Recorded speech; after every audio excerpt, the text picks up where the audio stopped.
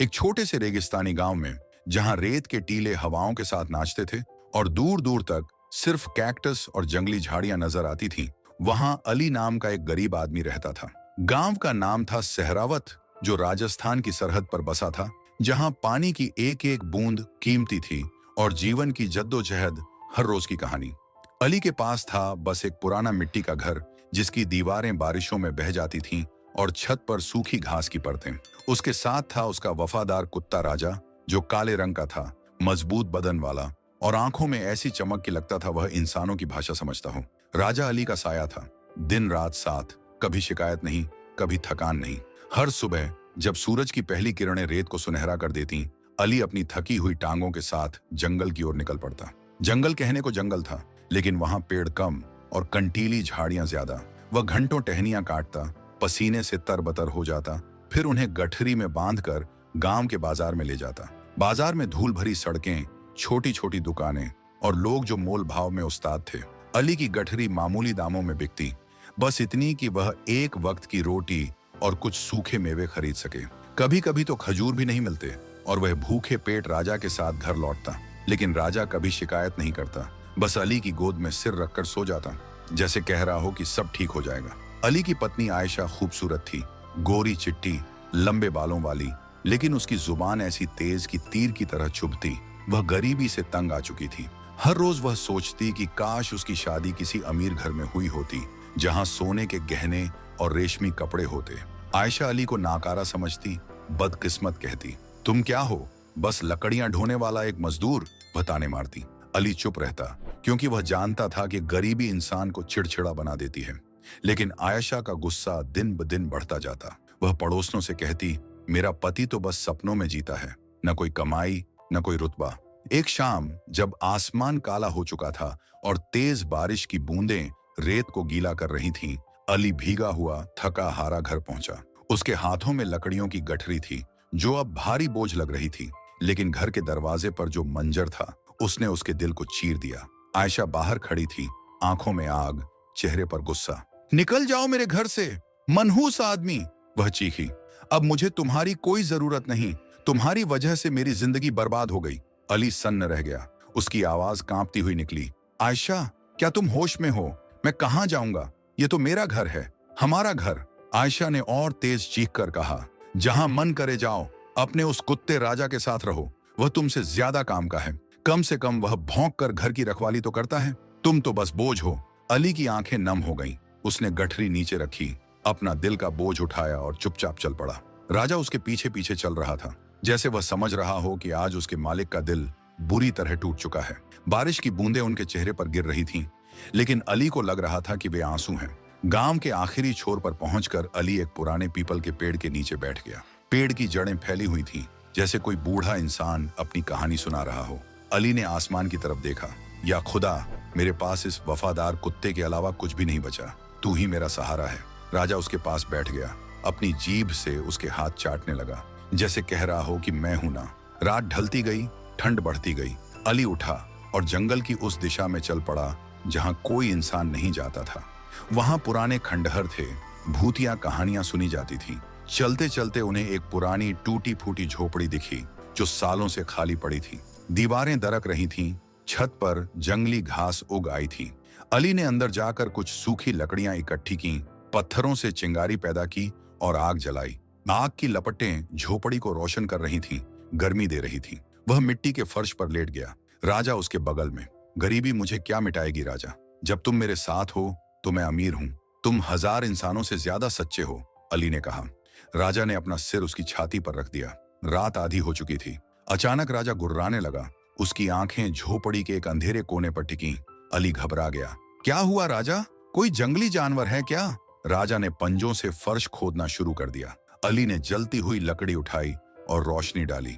वहां जमीन थोड़ी धंसी हुई थी, जैसे किसी ने सालों पहले कुछ छिपाया हो। दोनों ने मिलकर खोदना शुरू किया। मिट्टी उड़ रही थी, राजा के पंजे तेजी से चल रहे थे। कुछ ही देर में उनके हाथ एक कड़ी लकड़ी जैसी चीज से टकराए। या अल्लाह, अली के होंठ कांपे। ये तो किसी संदूक का ढक्कन लगता है। और मिट्टी हटाने पर एक पुराना लोहे की पट्टियों वाला संदूक नजर आया। किनारों पर काई जमी हुई, जंग लगा ताला। अली ने पत्थर से ताला तोड़ा, ढक्कन उठाया। अंदर सोने के सिक्के, चमचमाती अशरफियां, भारी हार, पुराने गहने। अली की आंखें चमक उठी। क्या यह सपना है या खुदा ने मेरी पुकार सुन ली? वह घुटनों पर बैठ गया, आंसू बहने लगे। राजा उसके बगल में खड़ा था, जैसे गार्ड की तरह। उसी रात से किस्मत बदल गई। अली जो कुछ नहीं था, अब अमीर था, लेकिन वह समझदार था। अगली सुबह वह जागा, खजाने को देखा। इस दौलत को छिपा कर रखना होगा, दुनिया की नजरें खतरा लाती हैं, उसने सोचा।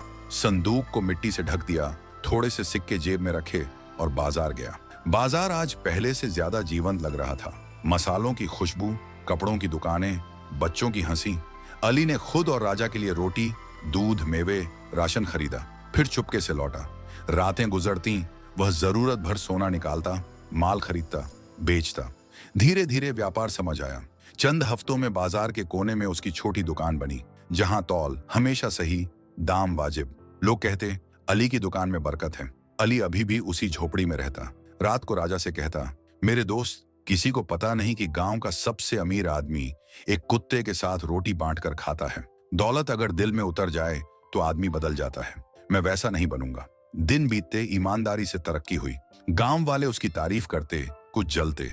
दूर आयशा हर रात उसे देखती, पछताती। वह औरतों से पूछती, ये वही अली है जो लकड़ियां बेचता था? जवाब मिलता, हाँ, खुदा की मेहरबानी, अब ईमानदार व्यापारी है। आयशा के दिल में सन्नाटा उतरता, काश मैंने उसे समझा होता। एक रात अली दुआ पढ़ रहा था, पुरानी किताब में खोया। दरवाजे पर दस्तक, राजा सतर्क। दरवाजा खोला, आयशा खड़ी थी, चेहरा मुरझाया। सलाम वालेकुम अली। अली ने देखा, न घमंड न ताना, सिर्फ टूटन। वालेकुम अस्सलाम, इस वक्त यहाँ क्यों?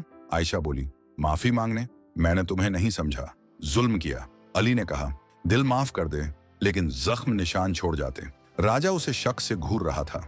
आयशा चली गई। अगले दिन वह झोपड़ी साफ कर रही थी। अली ने पूछा, क्यों?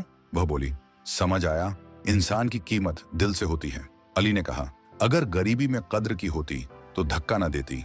आयशा रो पड़ी, मुझे सजा मिल रही है, एक मौका। अली चुप रहा, अंदर चला गया। राजा ने सिर टिकाया, जैसे कह रहा हो कि सावधान। अली बोला, घर में जगह उसी की जो अंधेरों में साथ दे। दिन गुजरते, झोपड़ी में लोग आने लगे, सलाह, दुआ, मुसीबत बांटने। बाजार में लोग कहते, अली गांव का सितारा है। एक दिन बाजार में एक आदमी आया, बेहतरीन कपड़े, रुतबा। सलाम, मैं राज्यपाल का सहायक हूँ, नाम है फारूक। राज्य को तुम्हारे जैसे नेक आदमी की जरूरत। परिषद में शामिल हो, जमीन, सैनिक, अधिकार मिलेंगे। अली ठहरा, मैंने मिट्टी में रातें गुजारी। सत्ता बोझ है, जालिम बना देती है, ठुकराता हूँ। फारूक हैरान, दुनिया रुतबे के पीछे भागती है। अली मुस्कुराया, सत्ता पीछे भागने वाला दिल पीछे छोड़ देता। फारूक के जाने के बाद हवा बदली, कानाफूसी शुरू। ये वही अली है जिसे बीवी ने निकाला। अमीर कैसे? असली इम्तिहान शुरू। दौलत कमाना आसान, दिल से दूर रखना मुश्किल। बाजार में जफर नाम का आदमी था, चालाक, जलन भरा। वह बोला, इसके अमीर होने में गड़बड़ है, मैंने उसे खुदाई करते देखा। अफवाह फैली। वह गांव के खतरनाक आदमी करीम तक पहुंची, पूर्व डकैत, अब जासूस। करीम मुस्कुराया, खजाना मेरा होगा। एक रात करीम झोपड़ी के पास छिपा। अंदर अली राजा से बातें कर रहा था। करीम सोचा, नसीब से मिला है। अगले दिन उसने आदमियों भेजे, व्यापार का बहाना, लेकिन अली समझदार। फिर करीम ने यूसुफ को भेजा, निवेशक का नाटक। साझेदारी करो, बाजार बनाएंगे। अली बोला, असल इरादा क्या? यूसुफ घबरा गया। अली ने कहा, मस्जिद में गवाहों के साथ। यूसुफ भागा, करीम को बताया। करीम गुस्से में, जबरदस्ती लेंगे। उस रात करीम 3 गुंडों के साथ आया, लाठियां, खंजर। जैसे ही खिड़की के पास राजा दहाड़ा, एक पर झपटा, चीखें गूंजी। अली बाहर आया, खजाना मेरी मेहनत में है। राजा दौड़ा, भौंकता।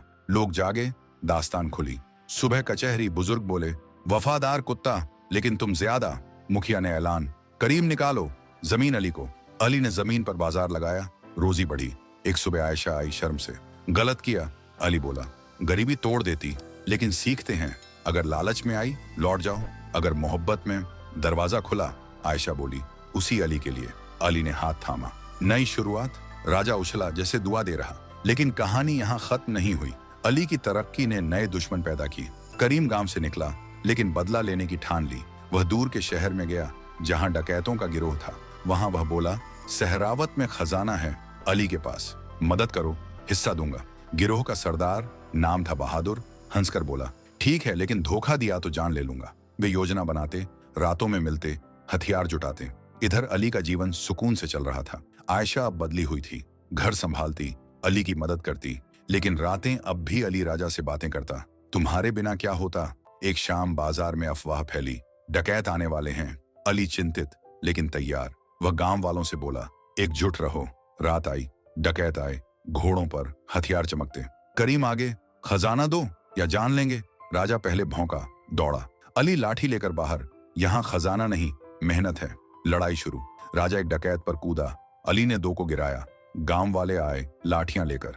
बहादुर घायल, करीम पकड़ा गया। सुबह पुलिस आई, गिरफ्तार। अली ने कहा, खुदा ने बचाया। आयशा बोली, तुम्हारी हिम्मत ने।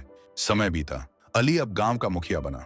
उसने स्कूल बनवाया, कुएं खुदवाए। राजा बूढ़ा हो गया लेकिन वफादार।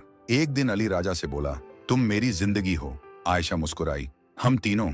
सहरावत अब समृद्ध। अली की कहानी पीढ़ियों तक सुनाई जाती। गरीबी से अमीरी, वफादारी की मिसाल। लेकिन अली जानता था, असली खजाना दिल में था। अली की कहानी अब दूर दूर तक फैल चुकी थी। पड़ोसी गांवों से लोग आते, उससे मिलते, सलाह लेते। एक बार एक यात्री आया, नाम था इब्राहिम, जो दूर के शहर से था।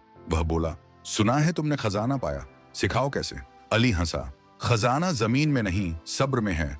मेहनत करो, ईमानदार रहो। इब्राहिम प्रभावित होकर लौटा और खुद व्यापार शुरू किया। आयशा अब पूरी तरह बदल चुकी थी। वह बच्चों को कहानियां सुनाती, गरीबी में साथ देने वाला असली साथी। राजा अब धीमा हो गया था, लेकिन उसकी आंखों में वही चमक। एक रात ठंडी हवा चली, राजा बीमार पड़ा। अली रात भर जागा, दवा दी, दुआ मांगी। सुबह राजा ठीक, लेकिन अली समझ गया समय सीमित है। उसने राजा के लिए विशेष जगह बनवाई जहां वह आराम कर सके। करीम जेल से छूटा, लेकिन अब टूटा हुआ। वह अली के पास आया, माफ करो, लालच ने अंधा किया। अली बोला, माफ किया, नई जिंदगी शुरू करो। करीम ने गांव में छोटी दुकान खोली, ईमानदार बना। गांव में शांति आई। अली की दौलत बढ़ती गई, 100, लेकिन वह दान करता। मस्जिद बनवाई, गरीबों को मदद। एक त्योहार पर उसने बड़ा भोज दिया पूरे गांव को। लोग नाचते गाते। आयशा उसके बगल में, ये सब तुम्हारी वजह से। राजा बीच में, सबका चहेता। आखिर में अली ने एक किताब लिखी, अपनी कहानी, वफादार साथी नाम से। उसमें राजा की बहादुरी, आयशा का पछतावा, अपनी मेहनत। किताब दूर तक गई, लोगों को प्रेरित किया। सहरावत अब पर्यटन स्थल, लोग आते, कहानी सुनते। अली बूढ़ा हुआ, लेकिन दिल जवान। राजा चला गया, लेकिन यादों में। आयशा बोली, वह हमेशा साथ है। अली मुस्कुराया, हाँ, असली खजाना वफादारी है। इस तरह अली की जिंदगी एक मिसाल बनी, गरीबी से उठकर, ईमानदारी से जीतकर। गांव वाले कहते, अली जैसा कोई नहीं, और कहानी जारी रही, पीढ़ी दर पीढ़ी।